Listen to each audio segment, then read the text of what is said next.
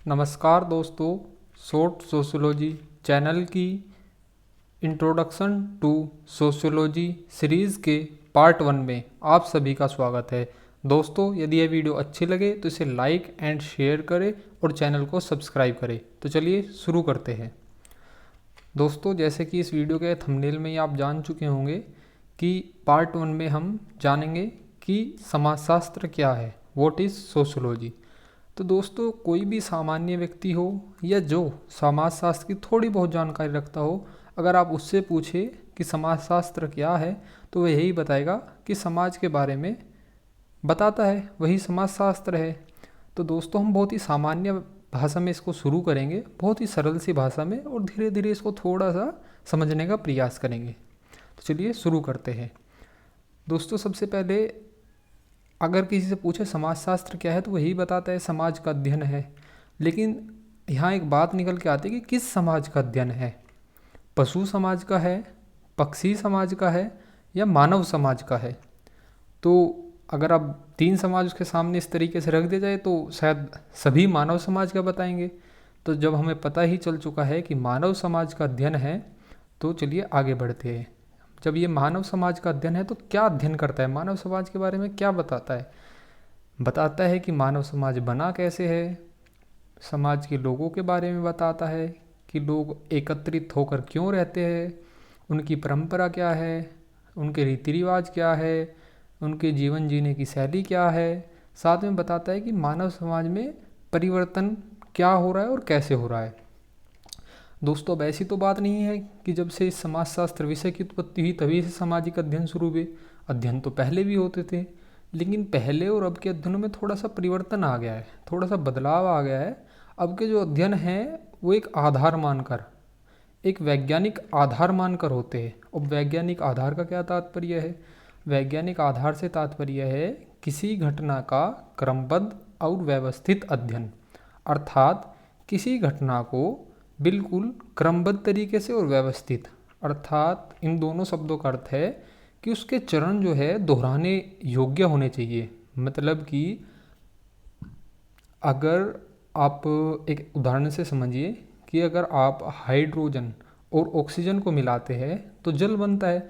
अब आप दुनिया के किसी भी कोने में चले जाइए, वहाँ हाइड्रोजन के 2 अणु और ऑक्सीजन को मिलाइए तो जल ही बनेगा। वैसा ही वही प्रक्रिया आप कहीं भी दोहराइए, उन चरणों को, उन स्टेप्स को आप कहीं भी दोहराइए तो जल ही बनेगा। वैसे ही कुछ अध्ययन समाजशास्त्र के अंदर होने चाहिए कि अगर जो घटना यहाँ घट रही है वैसी घटना कहीं और घटे तो हम उसे बता सकें, पहले ही उसका हम भविष्यवाणी कर दे। तो इसलिए समाजशास्त्र के अंदर वैज्ञानिक आधार लाया गया। अब दोस्तों, जैसे हमें पहले पता था समाज का अध्ययन है, अब हम थोड़ा सा इसमें आगे बढ़ चुके हैं और पता चल चुका है कि मानव समाज का वैज्ञानिक अध्ययन है। अब वैज्ञानिक अध्ययन है तो हमें पता चलता है कि इसके द्वारा पता चलता है कि कैसे समाज बना है, कैसे समाज के रीति रिवाज बने, कैसे फिर उनमें परिवर्तन आया, और परिवर्तन आने के बाद अब के समय में इनका रूप कैसा है। यानी कि एक तरीके से अगर देखा जाए तो स्टेप बाय स्टेप कुछ चीज़ हो रही है। अब दोस्तों, हम बहुत देर से देख रहे हैं कि मानव समाज का वैज्ञानिक अध्ययन है, यानी कि मानव समाज और वैज्ञानिक। लेकिन हम काफ़ी देर से समाज समाज समाज कर रहे हैं, तो थोड़ा सा समाज के बारे में भी जान लेते हैं। समाज दोस्तों वह है जिसमें व्यक्ति की प्रत्यक्ष बहुलता हो, यानी कि बहुत सारे व्यक्ति प्रत्यक्ष रूप में साथ हो, उनके बीच में सामाजिक संबंध हो और वे आपस में सामाजिक अंतःक्रिया करते हो। यानी कि आदान प्रदान परस्पर चीज़ों का हो, पैसों का हो, वस्तुओं का हो, या और भी कई प्रकार के हो सकते हैं, आपस में कर सकते हो। तो जहाँ पर ये तीनों चीज़ पाई जाती है वह होता है एक समाज। अब दोस्तों को एक सामान्य सी परिभाषा के माध्यम से हम समझेंगे। समाजशास्त्र सामाजिक संबंधों का व्यवस्थित अध्ययन है। सामाजिक संबंधों को ठीक से समझने की दृष्टि से सामाजिक क्रियाओं, सामाजिक अंतर संबंधों एवं सामाजिक मूल्यों के अध्ययन पर इस शास्त्र में विशेष जोर दिया जाता है। दोस्तों, परिभाषा पढ़ने में तो ठीक है लेकिन शायद अभी समझ में नहीं आई, तो चलिए इसको समझने का प्रयास करते हैं। इस परिभाषा से थोड़ा सा स्पष्ट रूप में निकल के आ रहा है कि सामाजिक संबंधों का व्यवस्थित अध्ययन। अब ठीक है, हम मानते हैं कि सामाजिक संबंधों का व्यवस्थित अध्ययन है, लेकिन ये व्यवस्थित अध्ययन है क्या, इसमें पढ़ना क्या पड़ेगा, इसका अध्ययन होगा कैसे? तो दोस्तों इसका अध्ययन 3 तरीके से होगा, मतलब ये बेसिक इसके मतलब एक स्टेप है नीचे के। इस आधार पर हम इन सामाजिक संबंधों का अध्ययन करते हैं। सबसे पहले हम किसी समाज के सामाजिक मूल्य देखते हैं।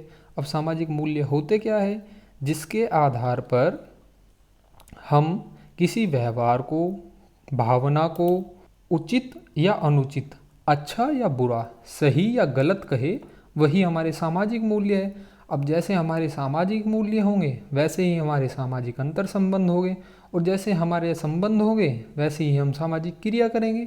थोड़ा सा भी और थोड़ा सा कठिन है ना, इसको थोड़ा और सरल करने का प्रयास करते हैं। लेकिन उससे पहले दोस्तों एक बात याद रखना, सामाजिक संबंधों का अर्थ यहाँ केवल रिश्तों तक ही सीमित नहीं है, बल्कि यह भी देखा जाता है कि समाज पर किस रिश्ते का क्या प्रभाव पड़ रहा है। अब हम एक एग्जाम्पल के माध्यम से समझते हैं। आपके सामने ये 2 चित्र है। अब हम देखते हैं, ये पहला चित्र है। इसमें देखिए एक व्यक्ति है, ये वाला जिसके ऊपर ब्लैक कलर का गोला है, ये एक व्यक्ति है और ये कितने सारे व्यक्तियों से संबंधों के द्वारा जुड़ा हुआ है ना। और ये जो दूसरी इमेज है इसमें आप देखेंगे कि जो ब्लू वाला व्यक्ति है ये एक व्यक्ति की मदद कर रहा है, ये गिर रहा है या कुछ भी कर रहा है, इसकी मदद कर रहा है। अब इसकी तो ये मदद कर रहा है, लेकिन आने वाले समय में ये जो व्यक्ति है बैंगनी कलर वाला, इसको भी मदद की आवश्यकता पड़ी और इसने इस ब्लू कलर वाले व्यक्ति से मदद मांगी, लेकिन इसने इसको मना कर दिया। या किसी कुछ कारण रहा होगा, हम नहीं जानते, मना किया यहाँ के, इसने इसको मना कर दिया। अब जब मना कर दिया तो इसका सामाजिक मूल्य क्या बना? इसने तो इस व्यक्ति को अच्छा नहीं माना, अनुचित बता दिया, गलत व्यक्ति बता दिया। अब इसने जब बता दिया, इसके ये जो सामाजिक मूल्य है ये बन गई कि ये व्यक्ति अच्छा नहीं है, तो वैसे इसके साथ इसके अंतर संबंध होंगे। जब ये इसके काम नहीं आया तो ये इसके काम क्यों आएगा? जब एक दूसरे के काम नहीं आएगा तो ये सामाजिक क्रिया कैसी होगी? गलत प्रकार की होगी, समस्या हो जाएगी समाज में। और समस्या हो जाएगी तो इन्हीं संबंधों का व्यवस्थित अध्ययन, कि ऐसा हुआ क्यों है, कहाँ से ये शुरुआत हुई, तो इसी चीज का अध्ययन हम समाजशास्त्र के अंतर्गत करते हैं। अब कुछ समाजशास्त्रियों की परिभाषा के अनुसार देखते हैं। सबसे पहली परिभाषा हम देखेंगे वॉर्ड की। वॉर्ड के अनुसार है, समाजशास्त्र समाज का विज्ञान है। सही बात है, समाजशास्त्र समाज का ही विज्ञान है, समाज के बारे में बताता है कि एक व्यक्ति दूसरे व्यक्ति के साथ परस्पर अंतर संबंधित कैसे है, कैसे सामाजिक क्रिया कर रहा है। ये सारी चीज़ें जो हमने भी पीछे समझी, जैसा आप कोने में देख भी रही है चित्र 1 में, ये कैसे व्यक्ति एक संबंधों के साथ जुड़ रहा है और इन्हीं संबंधों का अध्ययन समाजशास्त्र करता है। दूसरी परिभाषा हम देखेंगे मैकाइवर और पेज के अनुसार, समाज सामाजिक संबंधों का जाल है और इन्हीं सामाजिक संबंधों का अध्ययन समाजशास्त्र में किया जाता है। अब आप इमेज 2 जो कोने में आ रही है, आप इसको देखेंगे, जो हमने भी समझी थी। अब इन्होंने कहा है समाज सामाजिक संबंधों का जाल है, बिल्कुल जाल है, पहली इमेज में देख रही हैं आप। और इन्हीं सामाजिक संबंधों का अध्ययन, अब जैसे इसके साथ इसके संबंध बनेंगे, अब ये थोड़ी देर पहले जैसे हमने समझा था वैसे ये अंतः क्रिया करेंगे, तो इन्हीं सब संबंधों का अध्ययन करना समाजशास्त्र कहलाता है। मैकायर भी यही बात कह रही है। अब तीसरी परिभाषा जो गिन्सबर्ग की है, ये बड़ी अच्छी परिभाषा है। समाजशास्त्र मानवीय अंतःक्रियाओं, अंतर संबंधों और उनकी दशाओं व परिणामों का अध्ययन है। थोड़ा इस परिभाषा को समझने का प्रयास करते हैं। अब देखते हैं, गिन्सबर्ग जी कहते हैं जो मानवीय अंतःक्रिया है, यानी कि एक दूसरे के साथ जो हम क्रिया कर रहे हैं, जो हमारे अंतर संबंध है, एक दूसरे के साथ जो हमारे संबंध है, वो किसी न किसी दशा के कारण, किसी दशा से या किसी कारण से या किसी शर्त के अनुसार होंगे। भाई अगर ये व्यक्ति इसकी मदद कर रहा है, इसकी आपस में अंतःक्रिया कर रहे हैं, तो इनके बीच कोई संबंध होंगे और वो संबंध का कुछ कारण होगा।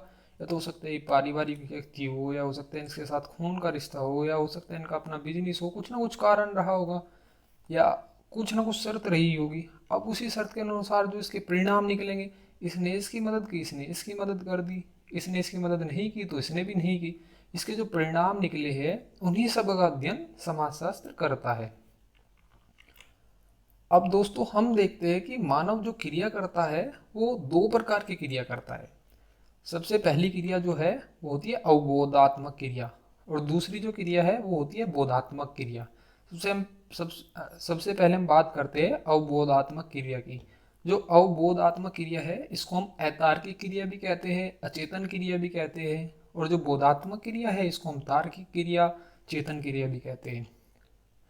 तो अवबोधात्मक क्रिया में हम देखते हैं कि हम वह व्यवहार करते हैं अवबोधात्मक क्रिया के अंदर जो उद्देश्यहीन होता है, जिसके पीछे हमारा कोई उद्देश्य ही नहीं होता। जैसे कि आंख झपकना, मतलब कि एक तरीके से जैविक व्यवहार, नींद आना, आंख झपकना, इस तरह के व्यवहार जो जैविक है और जो सभी करते हैं सामान्यतः, उनके पीछे हमारा कोई उद्देश्य नहीं है, वो जरूरी है शरीर के लिए, वो अवबोधात्मक क्रिया आती है।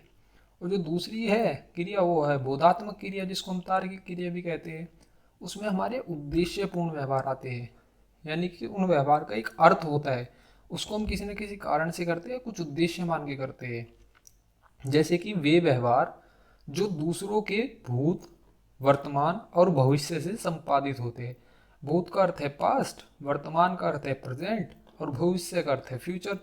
यानी कि मेरे पड़ोसी ने पास्ट में, भूत में मेरी मदद नहीं की, तो मैं भी वर्तमान में उसकी मदद नहीं कर रहा हूँ। या मेरा पड़ोसी मेरे साथ वर्तमान में बुरा कर रहा है, तो ठीक है बेटे, मेरा भी टाइम आएगा, मैं तो ये भविष्य में देख लूँगा, फ्यूचर में देख लूँगा, मैं तेरी नहीं करूँगा। तो इस तरह जो व्यवहार संपादित होते हैं वो होती है बोधात्मक क्रिया, इसके पीछे एक उद्देश्य होता है। ठीक है दोस्तों, तो जो समाजशास्त्र है वो इस बोधात्मक क्रिया के अंतर्गत मनुष्य जो व्यवहार करता है उसका अध्ययन करता है। वही अध्ययन समाजशास्त्र के अंतर्गत हम करते हैं कि हम एक उद्देश्यपूर्ण व्यवहार कैसे कर रहे हैं, उसके पीछे हमारे क्या उद्देश्य है, ये सब समाजशास्त्र का विषय है और समाजशास्त्र के अंतर्गत इसका अध्ययन किया जाता है। दोस्तों, उम्मीद है कि आपको समाजशास्त्र क्या है यह बात समझ में आ गई होगी। कृपया कर आप हमें कमेंट करके बताएं कि यह वीडियो आपको कैसी लगी है। और दोस्तों, इस वीडियो को लाइक एंड शेयर करें और ऐसी ही और वीडियो देखने के लिए इस चैनल को सब्सक्राइब करें। धन्यवाद, थैंक यू, जय हिंद, जय भारत।